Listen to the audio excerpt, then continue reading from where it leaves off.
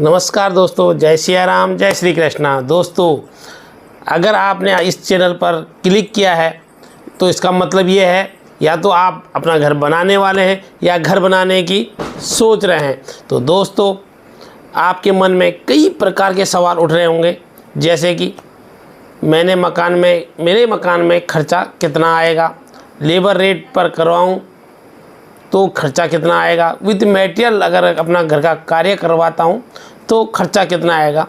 तो दोस्तों, इसी को लेकर आज हम आपके बीच में वीडियो लाए हैं।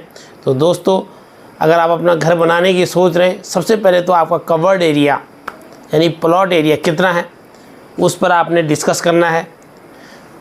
उसके अकॉर्डिंग ही आपका जो खर्चा है मकान का तभी आपको पता चलने वाला है। दोस्तों, तो आपने अपना मैप बना लिया और उसके बाद आप तलाश करते हैं बिल्डिंग कॉन्ट्रैक्टर या लेबर कॉन्ट्रैक्टर की। तो दोस्तों, सबसे पहले आपने उसमें एक बात ध्यान रखना है, चुनाव का। आपको बेस्ट चुनाव करना है दोस्तों। या तो लेबर कॉन्ट्रैक्टर है तो उसका देखना है आपका कि कौन एक काम को वह कितने दिन में करता है, उसके पास श्रमिक कितने हैं, उसके काम करने का तरीका क्या है, उसके पहले अपने काम देखे हैं या नहीं देखे हैं, और पेमेंट शेड्यूल, उसका पेमेंट शेड्यूल क्या है, वो कितने टाइम में आपसे पैसे मांगेगा, किस तरीके से पैसे मांगेगा, ये शेड्यूल बनाना दोस्तों बहुत ही ज़रूरी है। उसका अगला स्टेप आता है दोस्तों बिल्डिंग मटेरियल का। बिल्डिंग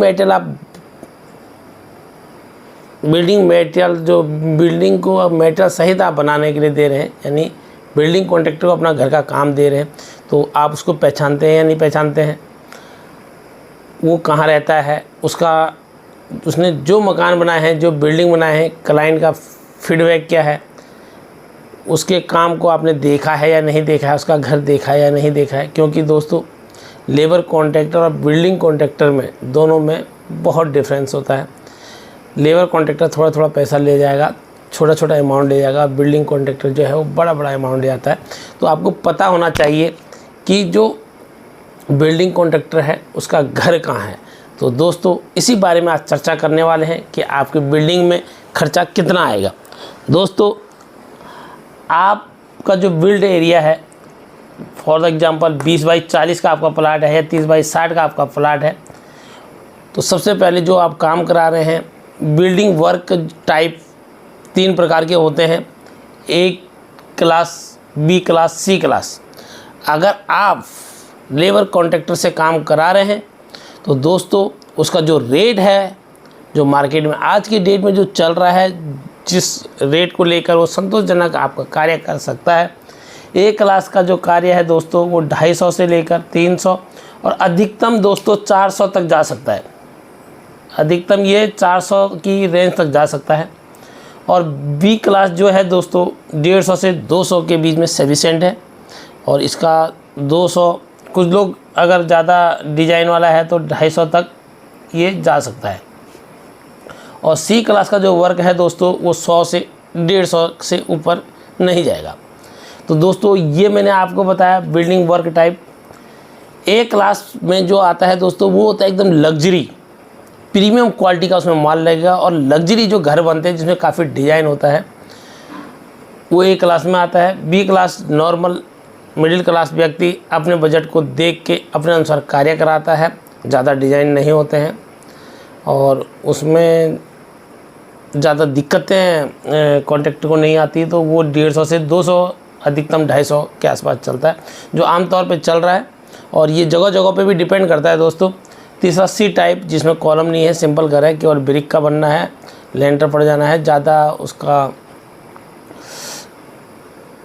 काम में जो है ज़्यादा क्वालिटी नहीं है, ज़्यादा बिल्डिंग कॉन्ट्रैक्टर को ज़्यादा उसमें दिक्कत नहीं होने वाली है। तो 100 से 150 के बीच का जो कार्य है वो सफिशेंट है दोस्तों, ठेकेदार जो है वो कर देता है, कॉन्ट्रैक्टर कर देता है। दूसरा स्टेप आता है दोस्तों, आप सोच रहे हैं कि यार लेबर रेट में मुझे दिक्कत हो जाएगी, मैं कब माल लेने जाऊंगा। आप जॉब क्लास हैं, जॉब करते हैं, बाहर रहते हैं, आपको अपना काम का अनुभव नहीं है, आप किसी अनुभवी व्यक्ति से काम कराना चाहते हैं, तो उसका चुनाव भी बहुत ज़रूरी है। आपको बिल्डिंग कॉन्ट्रैक्टर बहुत अच्छा आदमी चाहिए जिसका बहुत काफ़ी अनुभव हो, जिसका अपना ऑफिस हो, जो प्रोफेशनल तरीके से कार्य करता हो। तो दोस्तों, तो जो बिल्डिंग कॉन्ट्रैक्ट होता है विद मटेरियल जो आप कार्य कराते हैं, उसमें भी A क्लास, B क्लास और C क्लास 3 हिसाब से कार्य होता है दोस्तों। A क्लास 2200 से लेकर 2500 तक होता है, और B क्लास 1800 से लेकर 2000 तक, और C क्लास 1100 से लेकर 1300 तक। इसको आप कैसे वो करेंगे दोस्तों, जैसे 20 बाई 40 है, अगर आपने विद मेटल बनाया तो ये लगभग 800 स्क्वायर फीट का आपका एरिया हो गया। ये 800 प्लस इसको आप 2200 से या 2500 से, जो भी आपका डिस्कस होगा बिल्डिंग कॉन्ट्रैक्टर से, उससे आप डिस्कस करके ये आपको मल्टीप्लाई हो जाएगा, तो ये आपका रेट निकल जाएगा। इसमें उसे आपको डिस्कस करना पड़ेगा कि वो केवल स्लैब नापेगा या लेंटर का स्लैब नापेगा या कुछ और भी उसमें नापेगा। उस बिल्डिंग कॉन्ट्रैक्टर से आपने पूरा डिस्कस करना है कि आपकी जो बाउंड्री वॉल है वो क्या रेट नापेगी। और जो आमतौर पे जो बिल्डिंग वॉल नपती है दोस्तों 250, 300, 450 तक नपती है, तो वो आपके डिस्कस पर डिपेंड करता है कि आपने उसको किस रेट काम दिया है। और सेफ्टी टैंक है, वाटर टैंक है, ये भी नापने वाला है या नहीं नापने वाला है। मुमटी है, लेंटर के ऊपर का जो एरिया बनता है, जहाँ सीढ़ी के ऊपर जो बनता है, उसको नापेगा नहीं नापेगा, और नापेगा तो किस रेट नापेगा, ये सब डिस्कस आपको पहले ही कर लेना है A ग्रेड में। B ग्रेड में दोस्तों 1800 से लेकर 2000 के आसपास का जो काम होता है, ये बी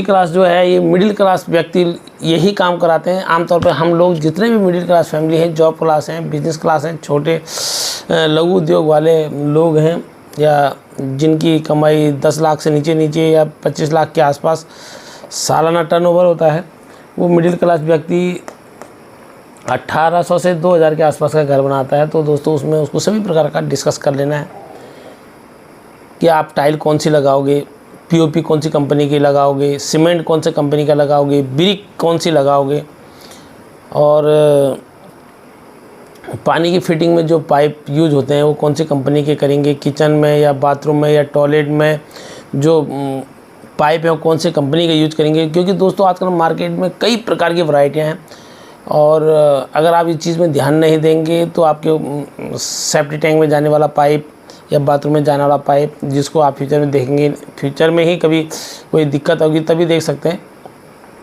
बट अभी आपने ध्यान नहीं दिया तो अगर गलत पाइप पड़ गया तो वो आपको कई प्रकार की दिक्कतों का आगे चल के सामना करना पड़ेगा।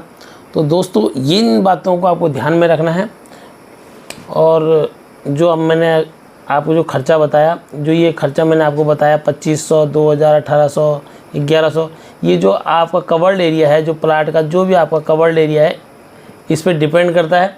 उस कवर्ड एरिया को इससे आप मल्टीप्लाई कर लेंगे तो आपका खर्चा आ जाएगा सिंपल तरीके से। और लेबर रेट पे जो मैंने आपको बताया 250, 300 या 150 या 200, जो मैंने ये रेट बताया, इस रेट को कवर्ड एरिया, यानी आपका अगर 30 बाई, ये इसका फ्रंट 30 है और इसकी डेप्थ जो है वो 60 है, तो ये 1800 यानी 200 गज के आसपास का आपका प्लाट हो गया।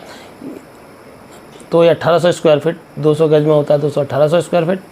1800 स्क्वायर फीट का जो प्लाट है उसको आप इस रेट से कैलकुलेट करेंगे तो आपका लेबर कॉन्ट्रैक्टर का खर्चा आ जाएगा, और इस रेट से विद मेटेरियल रेट से अगर उसको कैलकुलेट करेंगे, मल्टीप्लाई करेंगे, तो आपका विद मेटेरियल का खर्चा आ जाएगा। और लास्ट जो स्टेप होता है दोस्तों, आपको बिल्डिंग कॉन्ट्रैक्टर या ठेकेदार का जो चुनाव करना है, उससे जो डिस्कस करना है, उसे प्रॉपर तरीके से एग्रीमेंट बनाना है। विदाउट एग्रीमेंट के दोस्तों बिल्कुल भी आपको अपना घर का काम नहीं करवाना है। अगर आप विदाउट एग्रीमेंट का बनाए अपना घर का काम करते हैं तो आगे चलकर आपको बहुत ज़्यादा दिक्कतें आने वाली हैं। पुलिस केस हो सकता है, ठेकेदार काम आपके अनुरूप नहीं करेगा।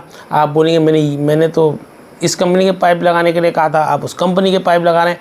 तो दोस्तों, पूरा का पूरा जो आपको काम करने वाला है ठेकेदार, उससे पूरा का पूरा आपको डिस्कस करना है कि आप एग्रीमेंट पूरा बनाना है। एग्रीमेंट में कहीं भी कोई लापरवाही नहीं करनी है।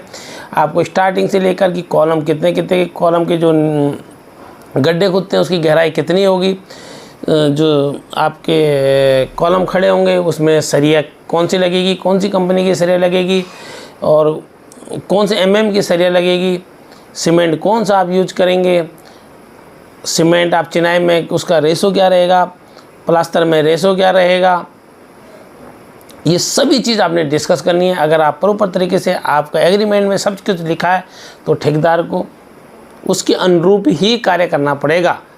अगर आपने एग्रीमेंट नहीं बनाया तो ठेकेदार अपनी मन की करेगा, आप उसको लगातार टोकेंगे और लड़ाई हो गई, झगड़े होंगे। तो ये एक तो पैसा भी खर्चा करो दोस्तों, फिर लड़ाई झगड़ा भी करो, तो ये बहुत गलत हो जाता है और आगे जाके आदमी को बहुत दिक्कतों का सामना करना पड़ता है। तो सबसे ज़रूरी है, अपना घर का काम करवाने की सोच रहे हैं तो बहुत ही ज़रूरी है कि आप अपना एग्रीमेंट प्रॉपर तरीके से बनाएं, जिससे फ्यूचर में आपको किसी प्रकार की दिक्कत नहीं होगी। अगर दोस्तों हमारा बताई हुई वीडियो में जो भी बातें हमने आपको बताई अगर आपको पसंद आई तो लाइक करें, कमेंट करें, सब्सक्राइब करें और अधिक से अधिक दोस्तों शेयर ज़रूर करें। धन्यवाद। जय सिया राम, जय श्री कृष्ण।